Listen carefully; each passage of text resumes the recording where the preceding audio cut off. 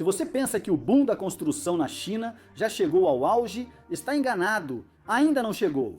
Alguns dos maiores e mais ambiciosos megaprojetos da China finalmente chegam à reta final em 2025. Estamos falando de canais escavados através de montanhas, trens passando por baixo de rios e ferrovias de alta altitude que atravessam um dos terrenos mais perigosos do planeta. Alguns desses projetos foram lançados há 5 anos, outros estão em desenvolvimento há mais de uma década. Agora, na reta final do plano quinquenal da China, os prazos se aproximam e a pressão para concluir é maior do que nunca. Não são só melhorias domésticas, são investimentos em infraestrutura feitos para alterar rotas comerciais, impactar mercados globais e ampliar o controle sobre regiões sensíveis e estratégicas da Ásia. E a escala? Incomparável. São milhares de quilômetros de trilhos, túneis de água que comportam navios cargueiros e usinas que armazenam mais eletricidade que muitos países pequenos consomem. Então a pergunta é: o que exatamente vai ser concluído em 2025? Qual o significado desses projetos para a China e para o mundo? Se você ampliar a visão, 2025 não é só um ano qualquer. É o último ano do plano quinquenal da China, roteiro estatal que direciona, desde política energética até infraestrutura, desde 2021. Esses planos são como a China define metas nacionais e, principalmente, garante que elas sejam cumpridas. O 14º Plano Quinquenal, 2021 a 2025, priorizou garantir cadeias de suprimentos internas, expandir energia limpa e construir infraestrutura ligando o interior aos mercados globais. Não apenas ferrovias e rodovias, mas redes massivas e coordenadas. É difícil exagerar o dinheiro envolvido nesse esforço. Desde 2021, o investimento em infraestrutura superou 1,3 trilhão de dólares. De certo modo, a China tenta resolver vários problemas simultaneamente. Como transportar mercadorias mais rápido, sem depender tanto de portos como Xangai ou Cantão? Como você armazena energia renovável quando o sol não está brilhando ou o vento não está soprando? Como manter controle rigoroso sobre Tibete e Xinjiang e ainda aproveitar os benefícios econômicos da conectividade? É disso que se trata este último ano. Finalizar os sistemas que devem responder a essas perguntas. Vamos falar de um projeto que está mudando as rotas comerciais do sul da China. Um enorme canal, quase todo feito à mão, a ser finalizado este ano. Na província de Guangxi, um dos projetos de transporte mais ambiciosos da China está entrando em sua fase final. Ele se chama Canal Pinglu. Quando entrar em operação no fim de 2025, será o primeiro grande canal construído pela China desde a dinastia Sui, há mais de 1000 anos. Isso não é apenas um canal raso de irrigação. Este canal está sendo feito para navios de carga de 5.000 toneladas. O orçamento total é de cerca de 10 bilhões de dólares. A construção começou em agosto de 2022, com objetivo claro desde o início: conectar o sistema do rio Zhejiang, que atravessa províncias do interior ricas em recursos como Guizhou e Yunnan, diretamente ao Golfo de Beibu, que se abre para o Mar do Sul da China.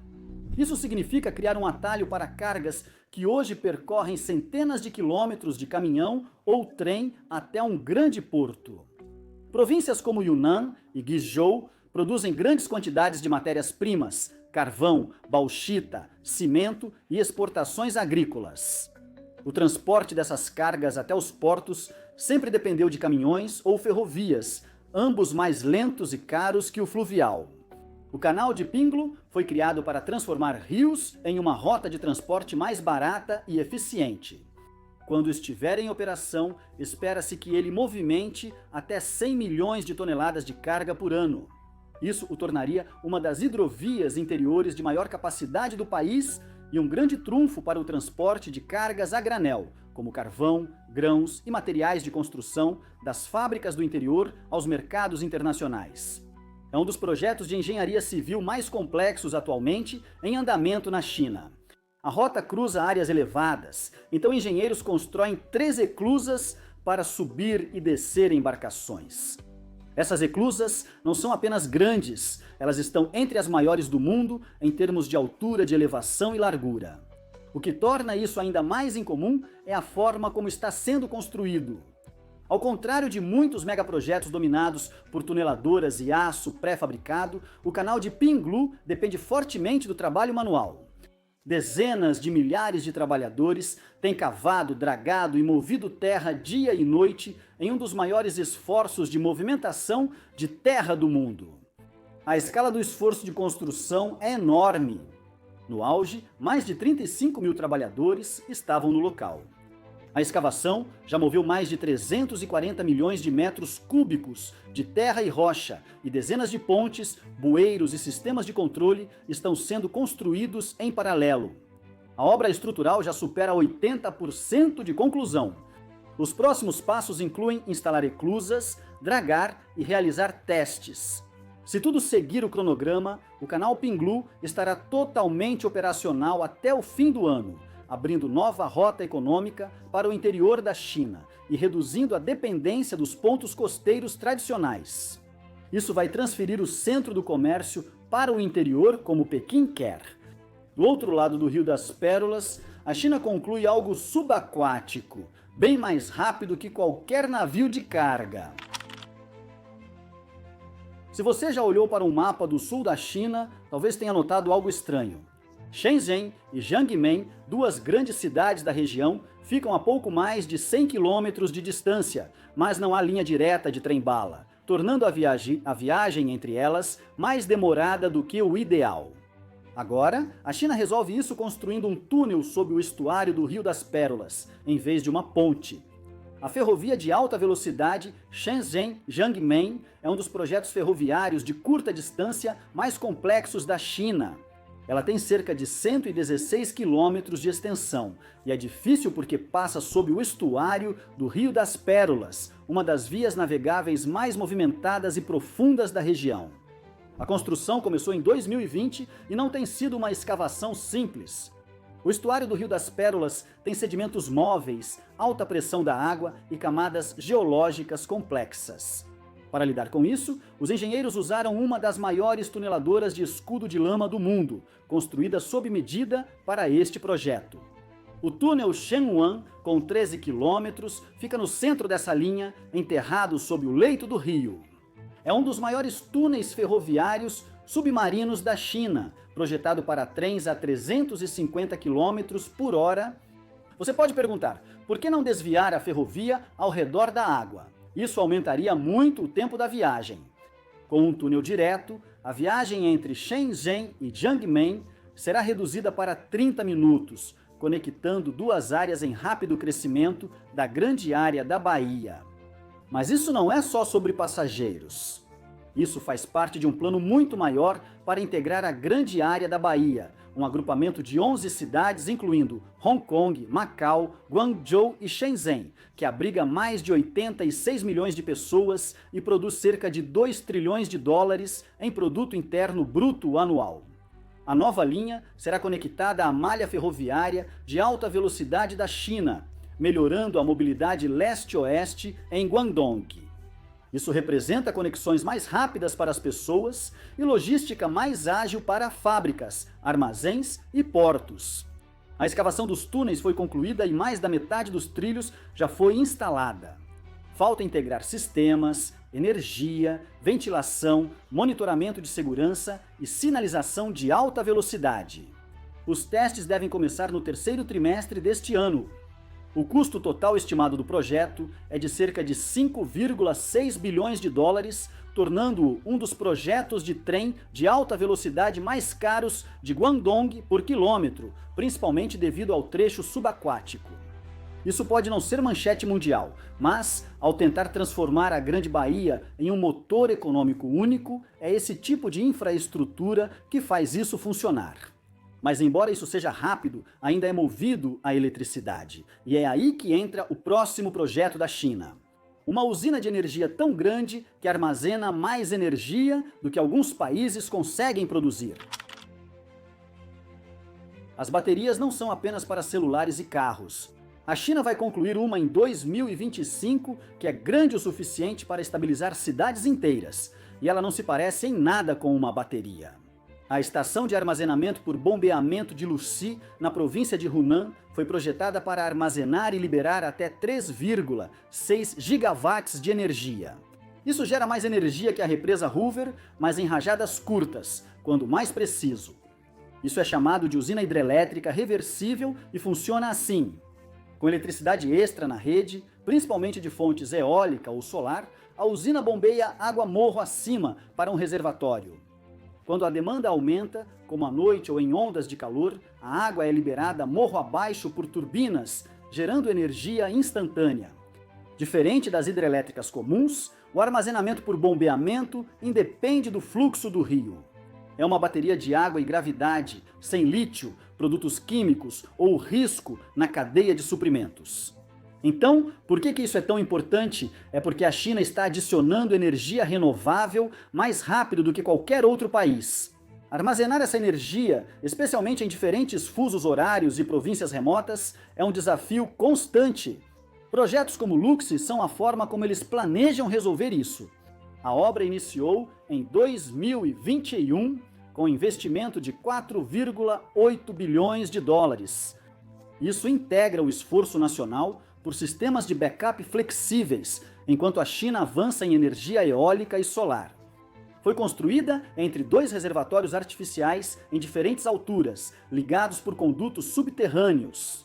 A queda vertical de mais de 400 metros fornece energia para todas as 6 turbinas reversíveis da estação inferior. Cada uma pode passar do modo inativo para a potência máxima em menos de 30 segundos. A geração de energia renovável é instável. A solar atinge pico à tarde e o vento pode cessar de repente. Sem armazenamento, as redes usam carvão ou gás quando as renováveis não suprem a demanda. A Luxi foi feita justamente para evitar isso. Quando operar, a estação poderá gerar 6,6 bilhões de kWh por ano, suficiente para atender cerca de 4,5 milhões de residências. Ela também fortalece a rede elétrica do centro da China, dando aos operadores mais controle sobre o balanceamento de carga entre várias províncias. Este projeto é uma das várias usinas de armazenamento por bombeamento em construção na China, parte de uma estratégia para estabilizar a rede elétrica e reduzir a dependência de combustíveis fósseis nos picos. Em outras palavras, enquanto fazendas solares chamativas e turbinas eólicas atraem atenção, são estações como a Luxi que tornam possível manter as luzes acesas, mesmo quando o clima não colabora. Mas, enquanto esta fica escondida nas colinas, o próximo projeto está bem à vista, um polo tecnológico com apoio do governo e a missão de desafiar o Vale do Silício. Na maioria dos países, você não esperaria que um grande polo tecnológico surgisse em uma província montanhosa mais conhecida pela agricultura e mineração. Porém, a China nem sempre segue essa lógica. Na província de Guizhou, no interior do país, uma enorme zona de infraestrutura digital está sendo finalizada. Chama-se Vale de Big Data de Guiyang e deve se tornar, até o fim de 2025, um dos maiores centros nacionais de computação em nuvem, inteligência artificial e armazenamento de dados. A construção do núcleo do cluster de dados iniciou em 2015, mas a expansão acelerou após 2020, quando Pequim o integrou a uma iniciativa maior de digitalização da China. Por que construir aqui? Por energia, terra e clima. Guizhou é mais fria que as províncias costeiras, reduzindo o custo de resfriar grandes salões de servidores. Também tem acesso a abundante energia hidrelétrica, o que ajuda os operadores de data centers a cumprir as metas de eficiência energética. E o custo da terra aqui é uma fração do que seria em Shenzhen ou Xangai. Já não é mais apenas experimental. Grandes empresas de tecnologia da China, como Alibaba Cloud, Tencent, Huawei e China Telecom, já possuem instalações aqui. Juntas, elas constroem capacidade para mais de 4 milhões de servidores, usados desde back-ends de e-commerce e streaming até reconhecimento de voz e processamento financeiro. O investimento total, público e privado, já ultrapassou 7 bilhões de dólares e continua crescendo. Boa parte desse valor foi para estabilizar o fornecimento de energia, links de fibra óptica rápida e sistemas de redundância para garantir 99,900 e 99% de uptime. Mas não se trata só da demanda do mercado. Guiyang foi escolhida como zona piloto de governança digital com projetos de gestão inteligente, controle de tráfego por inteligência artificial, registros em blockchain e integração de sistemas de vigilância.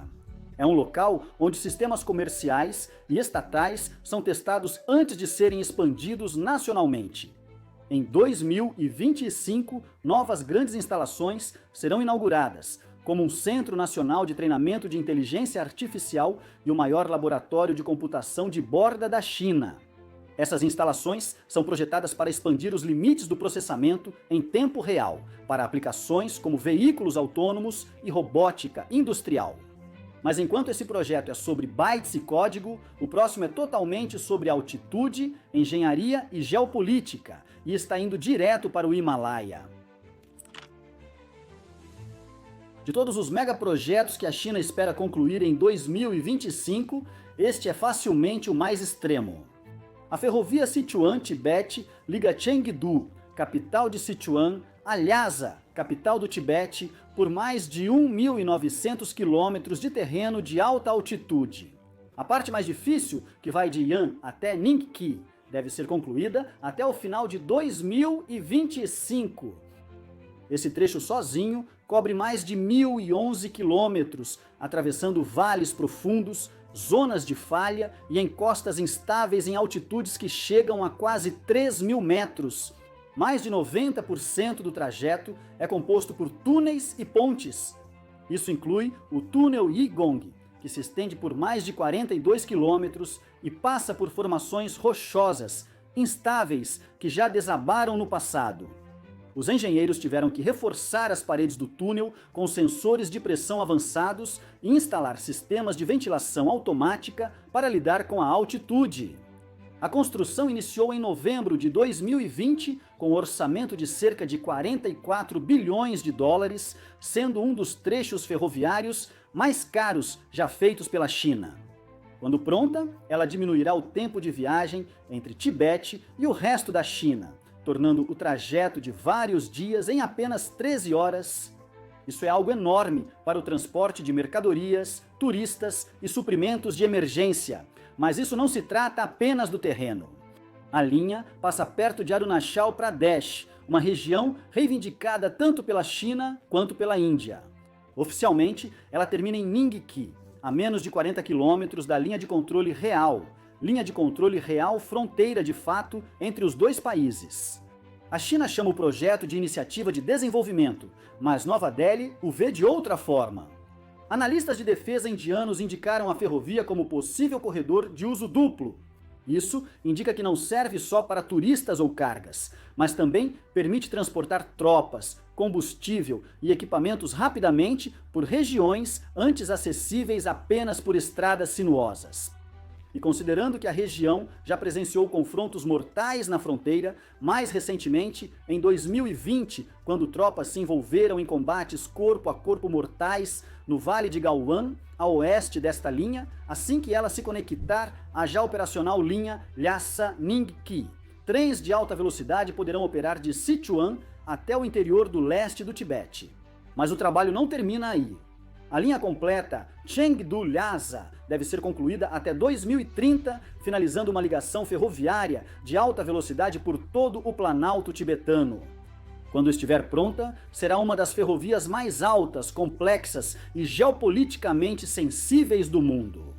Juntos, esses projetos mostram como o desenvolvimento impulsionado pelo Estado pode ser quando o objetivo não é apenas o crescimento econômico, mas também influência a longo prazo.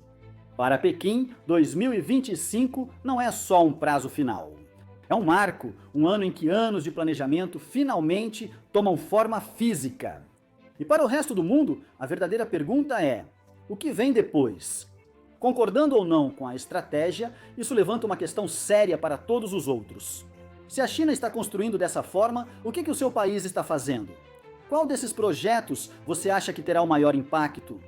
Ou será que tem algum que deixamos de fora e que você acha que merece mais atenção? Conte pra gente nos comentários abaixo. Obrigado por assistir. Até o próximo vídeo.